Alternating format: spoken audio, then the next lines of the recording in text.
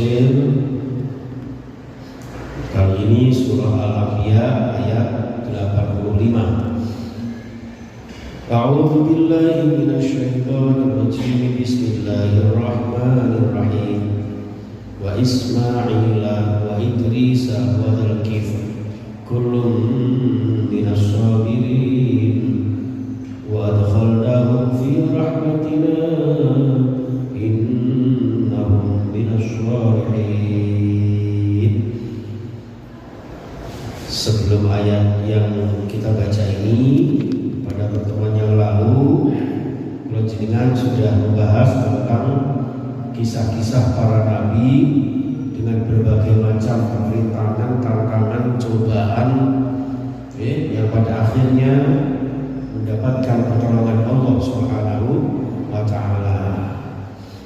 Nabi-nabi yang sudah disebutkan, ada Nabi Ayub yang diuji oleh Allah dengan sakit bertahun-tahun, kemudian mujizat-mujizat yang diberikan nabi-nabi terdahulu, Nabi Sulaiman, Nabi Daud, yang kesemuanya itu memperkuat risalah mereka, namun banyak juga umat-umat mereka yang mengingkarinya. Demikian juga kisah berikutnya Nabi Ismail, dalam kisah Nabi Ismail alaihissalam, yaitu Nabi Ismail putra Nabi Ibrahim alaihissalam, seorang nabi yang sejak kecil sudah diajak susah payah bersama ayahandanya Nabi Ibrahim alaihissalam, mulai dijadikan sasaran korban pada saat itu. Tapi sebagai anak yang taat patuh ternyata dapat dilaksanakan dengan sebaik-baiknya, dan pada akhirnya korban itu diganti dengan domba, itu Nabi Ismail. Setelah itu juga diajak oleh ayahnya untuk membangun Ka'bah, di samping juga berdakwah, itu Nabi Ismail. Wa Idris, dan Nabi Idris, Nabi Idris juga termasuk Nabiullah Rasulullah, dan juga termasuk Dzulkifli, termasuk Nabi Dzulkifli. Jadi sebetulnya nama Dzulkifli ini, Bapak Ibu jemaah sekalian, dari sebutan sebuah kaum. Jadi Al-Kiflu itu nama lain atau panggilan tokoh-tokoh pemimpin-pemimpin Bani Israel pada saat itu.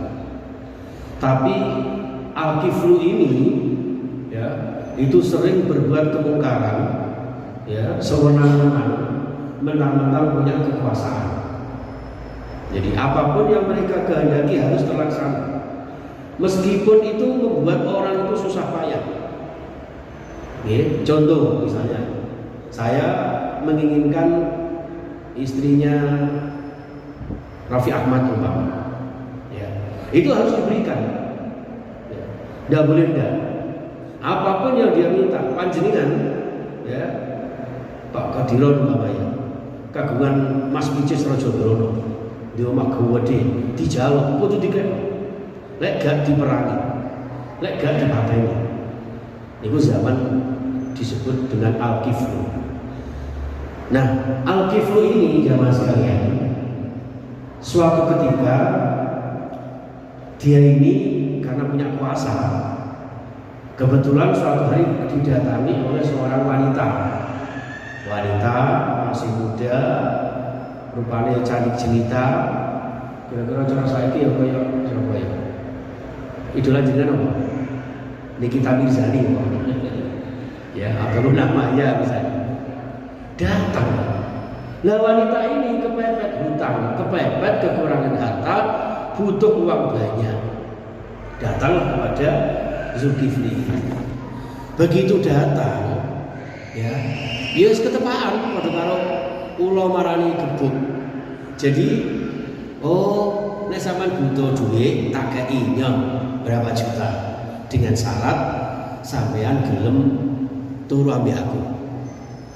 Satu sisi jadi dia menolak karena wanita ini sebenarnya wanita solihah.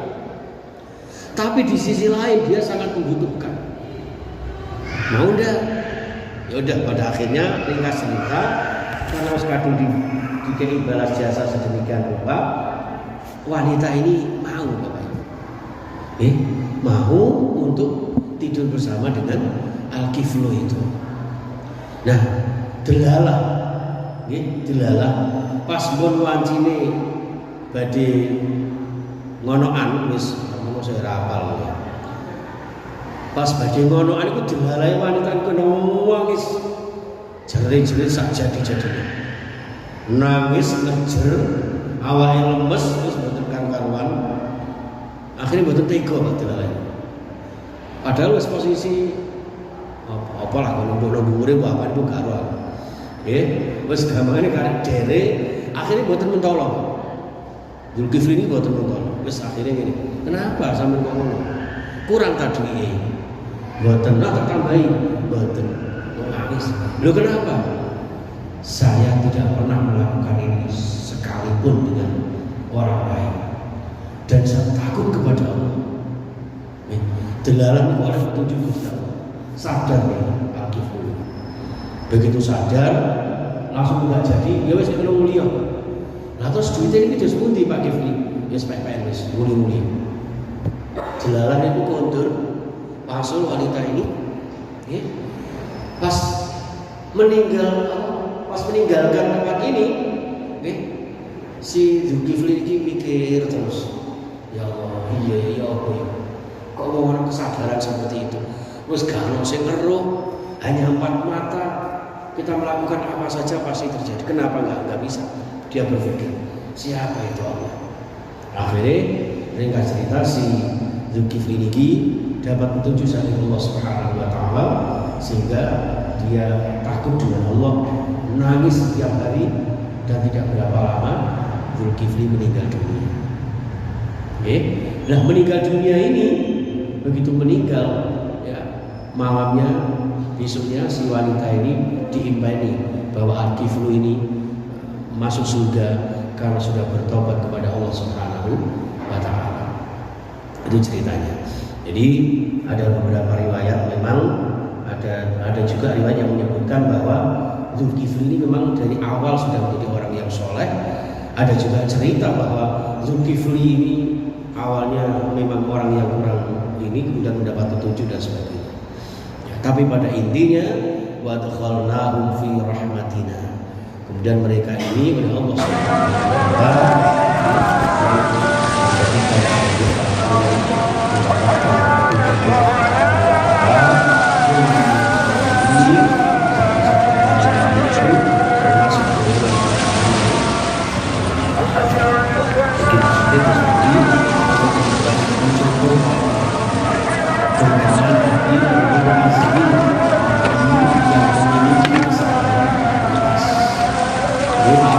rintangan apapun cobaan tidak gampang secara emosional mengambil sebuah keputusan. Semua didasari dengan iman, tawakal kepada Tuhan sehingga pada akhirnya mendapat petunjuknya Allah Subhanahu wa taala. Ini jamaah sekalian. Wa dhannu idh dhahaba mughadiban fadhanna allan naqdiru alaihi fanada fi dhulumati alla ilaha illa anta subhanaka inni kuntu minadh dhalimin. Oh iya ya sebelumnya belum ya. Wa adkhalnahum lan ingsun lebetaken Allah ing para nabi niku wau Ismail, Idris, Zulkifli fi rahmatina ing dalam rahmat ingsun Allah. Innahum setuhune mereka itu minas sholihin termasuk orang-orang yang saleh. Niki sing kedaluan jenengan coba. Wa dzannuni lan sedangkan Nabi Yunus niki disebut dengan Dzunnun napa sebab piyambake niki ditelan oleh ikan nun. Nek kula jenengan nyebut jenenge ikan paus ya, ikan hiu. Tegese niku ikan besar nggih. Niku Dzunnun. Nah, niki juga karena apa? Idhaba ketika Nabi Yunus ini nglungani minggati saking kaumnya. Minggati tersebut di mughadiban hale emosi. Terus enten nabi sing cara kasarane bahasa jenengan nabi sing purik niku nggih wonten. Nabi Yunus niki nabi sing purik. Gara-gara napa? Dakwahnya tidak digubris oleh umatnya. Umatnya ingkar, umatnya kafir, tidak mau menerima dakwahnya Nabi Yunus, ya. Sampai-sampai kemudian Nabi Yunus ini menyampaikan kepada umatnya, nah, kalian tidak mau beriman kepada Allah, tunggu beberapa hari lagi. Ada yang mengatakan 3 hari, ada yang mengatakan 7 hari. Ingat, beberapa hari lagi Allah akan turunkan azab kepada kalian. Nah, tapi umatnya nggak ada yang percaya.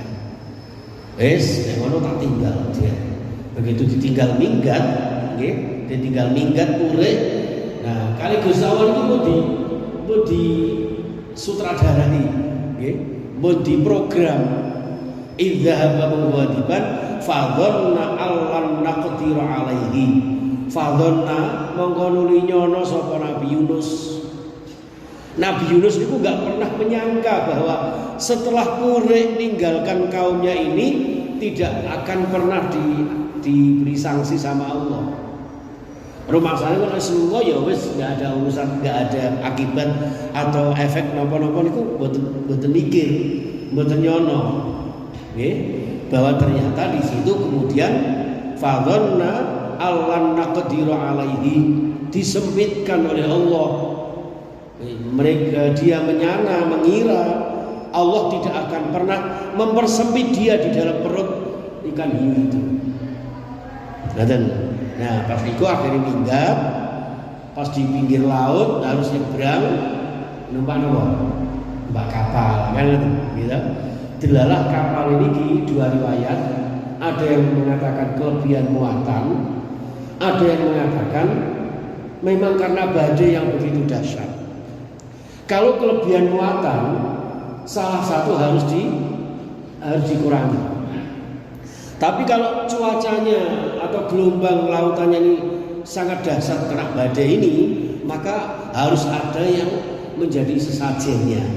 Cara kasarnya dengan ono sing didadekne napa? Apa dengarane ya? Tumbal. Ya. Kudu ono sing dadi tumbal iki. Sapa ya? Wah, arep iki ya gak mungkin dan sebagainya. Lah, sebagian mereka itu ada yang tahu bahwa yang naik kapal itu ada orang yang sebetulnya orang soleh, yaitu Nabi Yunus itu. Intinya orang sing kenal lah gampangane. Waduh, ya apa iki? Lah sing penumpang keri makan Nabi Yunus, kudune Nabi Yunus yang dicemplungne. Tapi gak tega ojo iki aku kenal wong iki. Asale ngoten. Akhirnya apa? Diundi kan gitu. Diundi delalah kena Nabi Yunus. Oh, sampai dijegurno gak mentolo meneh, diundi meneh. Delalah sampai 3 kali itu kena Nabi Yunus terus. Coba jenengan bayangno nggih Pak nggih. Jenengan kula niku nate diwejang iki. Jenengan ana undian berhadiah sama hadiah Fatihah Nabi Yunus. Insyaallah kok kena terus sampe. Jenengan sing biasa napa gowes-gowes kan biasa ada undiannya itu. Ila hadratin Nabi Yunus, untuk hadiah sepeda motor, untuk sepeda gowes, kira-kira seperti itu. Ya. Nah, ini kisahnya Nabi Yunus tidak demikian. 3 kali diundi niki dilalah nasibnya sial terus kena Nabi Yunus ya, karena memang sudah disutradarai sama Allah. Ringkas cerita dicemplungke Nabi Yunus niki tegene lautan. Di saat yang sama Allah Subhanahu wa taala mengutus malaikat Jibril. Untuk apa? Untuk bisiki ikan Zunnun itu tadi. Ikan paus, ikan hiu itu tadi. Kan? Apa boleh? Cara ngono. Apa balik? Tolong ya, iki kok ana wong nyemplung kene. Jenenge Nabi Yunus. Aja mbok apa-apa. Jangan sampai ada sedikit pun kulitnya yang tersisa. Jangan sampai sedikit pun tulangnya yang tergores. Pokoknya harus kamu selamatkan. Lalu terus tujuan saya untuk apa kalau nggak saya makan? Ini hanya untuk menghukum Nabi Yunus. Karena apa? Menghindari kaumnya. Pelajaran apa yang kita ambil? Khususnya panjenengan. ya, para takmir masjid, para pemegang-pemegang otoritas dakwah, nek iso ojo mundur dari perjuangan. Ambisi untuk menjadi pemimpin juga tidak, tapi ketika diamanai jamaah, ketika diamanai umat dan warga, jangan mundur. Itu berarti Allah sudah meletakkan amanah sebagaimana mestinya.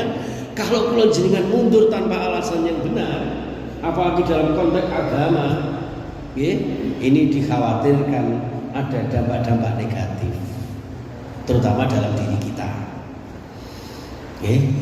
Soalnya apa? Nek jenengan sing mboten pegang terus siapa lagi? Itu kan masih ada. Mungkin menurut kita dia yang lebih bagus, dia yang lebih layak. Tapi ini kan kehendak masyarakat, apalagi kehendak Allah.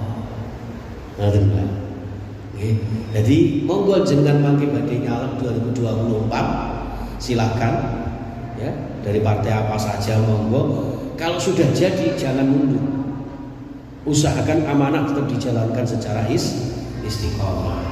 Contohnya Nabi Yunus ini disangsi oleh Allah, cara kasaran ini waktu tiga pembelajaran kali Gusti Allah. Saya coba akhirnya karena ini hanya sekedar memberikan efek jera kepada Nabi Yunus, akhirnya si ikan ini kemudian memuntahkan di daratan berikutnya, membangun kembali lahan dakwah di sana dan bertobat kepada Allah Subhanahu wa taala. Di dalam ikan hiu itu karena merasakan sempit dan gelapnya di ikan hiu itu, kemudian beliau innada rabbahu Allah ilaha illa anta subhanaka inni kuntu minadz zalimin. Udaliku langsung beliaunya Nabiullah Yunus alaihissalam fanata fi dzulumat, beliau memanggil Allah fi dzulumat, di dalam kegelapan tersebut. Di dalam kegelapan.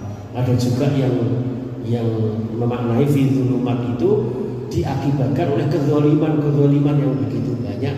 Jadi hanya kesalahan sedikit saja karena menghindari umatnya itu bagi seorang nabi adalah kezaliman yang sangat banyak. Maka beliau berdoa bertobat kepada Allah, la ilaha illa anta subhanaka inni kuntu minadz zalimin. Lah, ayat ini Bapak Ibu pernah dibaca oleh Rasulullah Shallallahu Alaihi Wasallam di kalangan para sahabat. Nanti diwaskan ini sahabat. Lah kok delalah enten yang Arab Badui niku ngintip apa ngintip itu ya? Angin ya atau dengke ya. Ngrungokne Kanjeng Nabi secara diam-diam. Oh, ternyata Nabi Muhammad ngekei wejangan sahabatnya ngene iki dirungokne, Pak. Sehingga suatu kesempatan lain Rasulullah memberikan nasihat kepada para sahabat. Selesai memberikan tausiah, si Arab Badui ini tiba-tiba gandoli Kanjeng Nabi.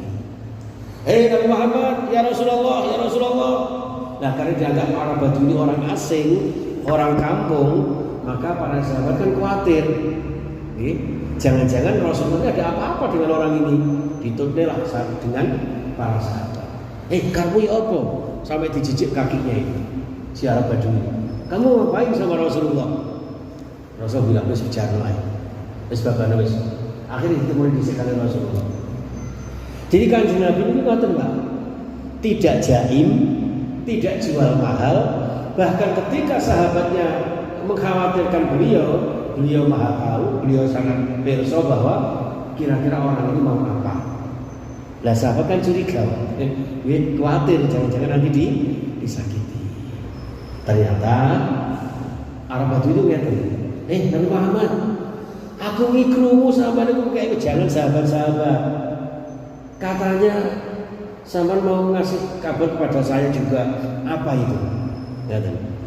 Apa itu ya Rasulullah? Oh, itu toh ya wis. Akhirnya Rasulullah dawuh, man da'a bi du'a Yunus istajib lahu. Ya, barang siapa yang berdoa dengan doanya Nabi Yunus tadi, la ilaha illa anta subhanaka inni kuntu minaz zalimin niku dikabulke kali Gusti Allah. Wa kadzalika nunjil mukminin, ya, sampai akhir ayat beliau menyebutkan demikianlah Allah menyelamatkan orang-orang beriman. Berarti panjenengan biasa wiritan la ilaha illa anta dan seterusnya golongan orang-orang yang kuat imannya. Kalau sudah demikian panjenengan membaca la ilaha illa anta dan seterusnya, ini insya Allah semua doa dikabulkan.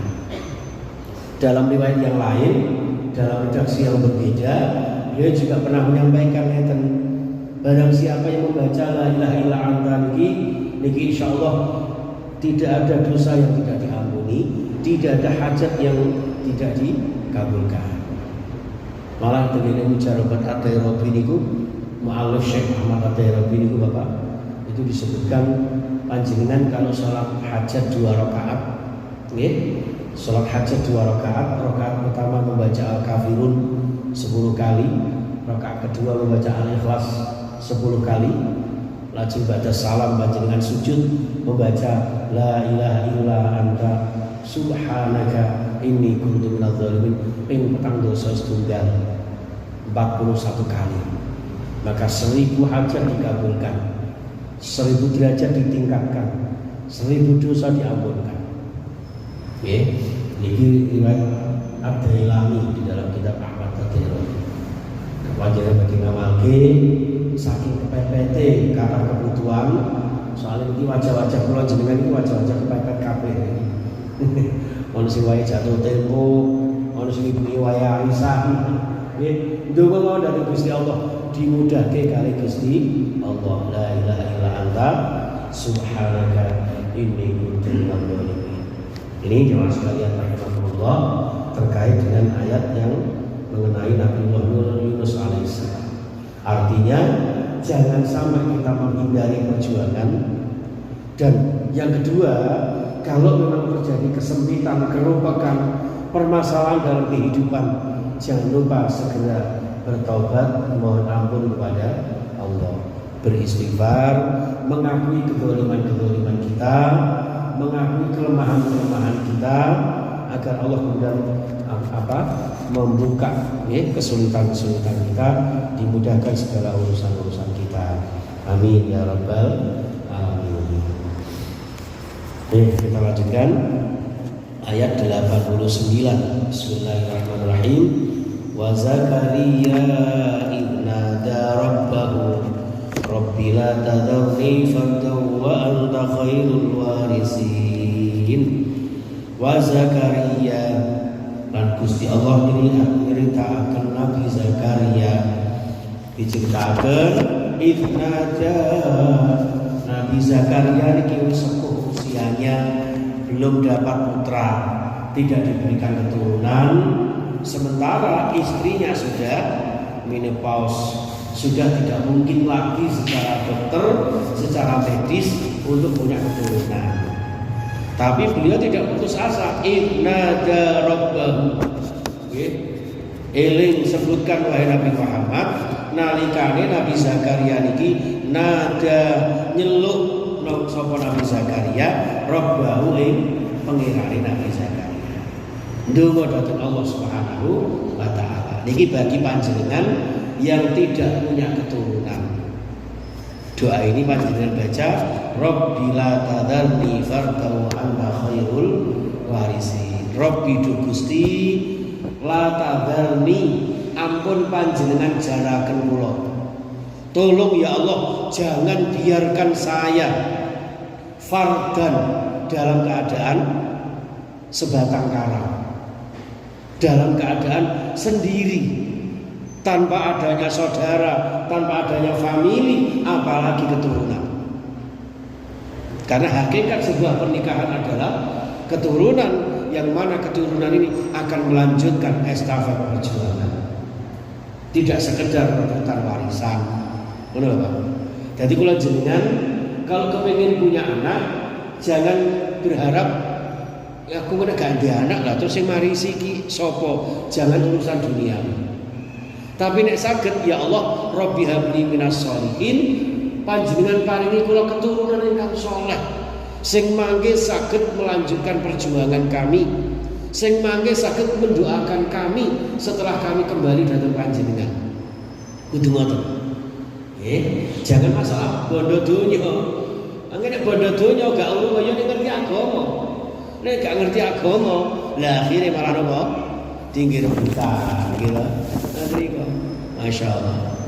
Na'udzubillah min dzalik. Maka Rabbi la tadharni farda wa anta khairul warisin. Wa anta utai panjenengan ya Allah iku khairul warisin, zat ingkang saapik-apike, zat ingkang mewarisi, yang berkenan untuk memberikan orang berhak mewariskan segala sesuatu itu hanya Allah Subhanahu wa ta'ala.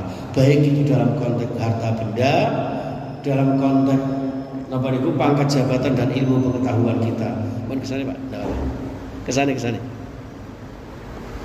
Masya Allah. Jadi saya kemarin kebetulan kucing saya Himalaya itu Pak, lucu-lucunya ya ketabrak tukang gojek. Ya wis nangis orang sarumah itu. Ya Allah. Mau ditemui saya kasihan karena tukang gojek pagi-pagi baru berangkat.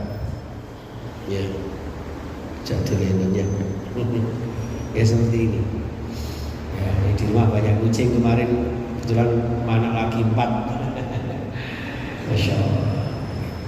Ini jamaah sekalian ya. Jadi para jamaah rahimakumullah, kalau bisa kalau jenengan, artinya dengan doa-doa yang dicontohkan para nabi ini, jangan pernah ada yang putus asa. Jangan pernah ada yang frustasi dengan rahmat Allah. Seperti yang difirmankan Allah, la taqnatu min rahmatillah. Jangan putus asa dari rahmat Gusti Allah. Pasti ada segala sesuatu yang mengandung hikmah barokah dari Allah Subhanahu wa taala. Nih, itu jemaah sekalian. Lalu fastajabna lahu wa wahabna lahu Yahya wa aslahna lahu zawjah. Lalu kemudian diijabahi oleh Allah Subhanahu wa taala lalu datang Zakaria wa wahabna lan ingsun Allah paringi nggih lahu kedue Zakaria yaitu Yahya berupa anak yang bernama Yahya. Wa aslahna lan ingsun ngapii, ingsun Allah ngapii lahu krono Nabi Zakaria zaujahu ing bojone Zakaria yang dianggapnya tidak mungkin punya keturunan, ternyata alhamdulillah punya keturunan. Wa aslahna lahu zauja. Innahum kanu yusari'una fil khairat, dan dari keturunan mereka itu orang-orang yang selalu berkompetisi dalam kebaikan. Cepet-cepetan gini nama pesanan. Itu Nabi Zakaria. Wa yad'unana raghaba wa rahaba, dan mereka itu berdoa kepada Insya Allah baik dalam keadaan takut maupun dalam keadaan senang. Dengan rasa takut, doanya untuk bisa diterima oleh Allah Subhanahu wa taala, sangat-sangat berharap doanya diterima Allah Subhanahu wa taala. Wa kanu lana khashiin, dan mereka lana kepada kami khashiin, napa? Khusyuk ibadahnya. Jadi dari doa-doa yang mereka panjatkan itu, segala sesuatu yang tidak mungkin ternyata menjadi mungkin atas izin Allah Subhanahu wa taala. Innallaha 'ala kulli syai'in qadir. Segala sesuatu yang menurut kita tidak mungkin menjadi mungkin bagi Allah yang Maha Kuasa, Maha Berkehendak. Ya. Amin ya rabbal alamin. Oke, saya kira itu Bapak Ibu yang dimuliakan